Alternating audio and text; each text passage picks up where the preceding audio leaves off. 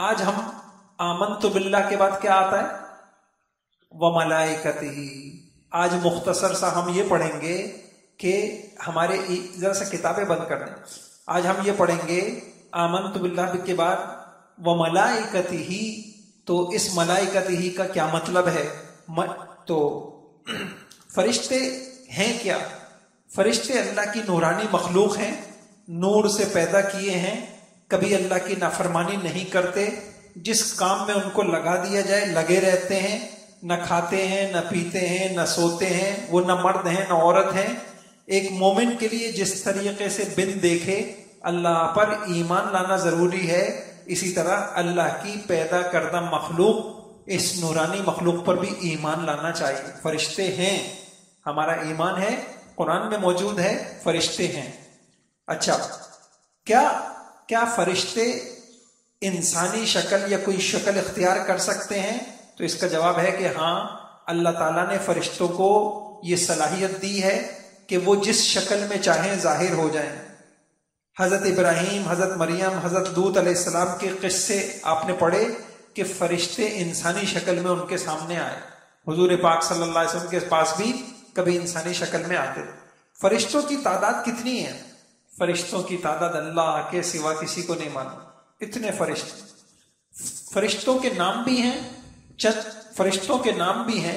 مشہور فرشتے حضرت جبرائیل علیہ السلام، میکائیل علیہ السلام، اسرافیل علیہ السلام، حضرت اسرائیل علیہ السلام، حضرت مالک، حضرت ونادوا یا مالک لیقضی علیہ، جہنم کے داروغہ، اور حضرت رضوان، حضرت منکر نکیر، ہاروت ماروت. یہ نام تو قرآن میں آئے، یہ فرشتوں کے نام ہیں. کیا فرشتوں، اللہ تعالیٰ نے فرشتوں کے ذمے کام لگائے ہیں؟ تو فرشتوں کے بہت سے کام سپرد ہیں. حضرت جبرائیل علیہ السلام سارے فرشتوں کے سردار ہیں. اللہ تعالیٰ نے انبیاء کے پاس وحی لے جانے کی ذمہ داری ان کے سپرد فرمائی. وہ اللہ کے حکم سے بندوں کی ضروریات پوری کرنا بھی ان کے سپرد ہے. حضرت میکائیل علیہ السلام بارش برسانے اور سبزہ لگانے پہ مامور ہیں. حضرت اسرافیل علیہ السلام قیامت کے دن سور پھونکیں گے. حضرت اسرائیل علیہ السلام روح قبض کرنے پر ان کی ڈیوٹی ہے. جنت اور جہنم کی دربانی پر بھی فرشتے مقرر ہیں. اللہ تعالیٰ نے انسان کی حفاظت پر بھی فرشتوں کو مقرر کیا ہوا ہے، جن کو حفظہ کہتے ہیں. بعض فرشتے انسان کے نامہ اعمال لکھتے ہیں، جو بولا، جو دیکھا فوراً اس کو نوٹ کیا، ان کو کرامن کاتبین کہتے ہیں. کچھ فرشتے اللہ کے عرش کو تھامے ہوئے ہیں، عرش الہی کو تھامے ہوئے ہیں. تو یہ فرشتوں کے مختلف کام ہیں. جبرائیل علیہ السلام، اسرافیل علیہ السلام، اسرائیل علیہ السلام، حضرت مالک اور کرامن کاتبین، یہ مختلف کام ہیں. فرشتوں کے حقوق کیا ہیں؟ پہلا حق یہ ہے کہ ان کے وجود کا اعتقاد رکھنا. وہ ہیں، قرآن میں موجود ہے، حدیث میں موجود ہے. یہ ان کا حق ہے کہ ہم ان کے وجود کو تسلیم کریں.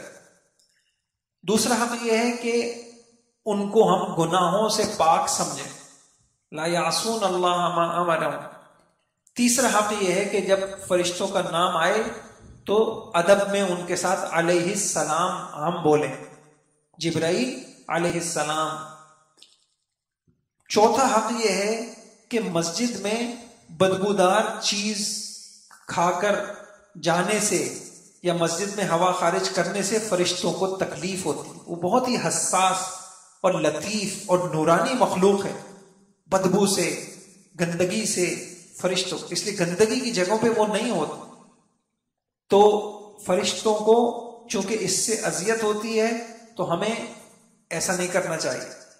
تصویر رکھنے اور بلا ضرورت بغیر شرعی ضرورت کے کتا پالنا، جھوٹ بولنا، جنابت میں پڑے رہنا یا بغیر شرعی ضرورت کے برہنہ ہو جانا، چاہے تنہائی میں ہو، یہ نہیں کرنا چاہیے.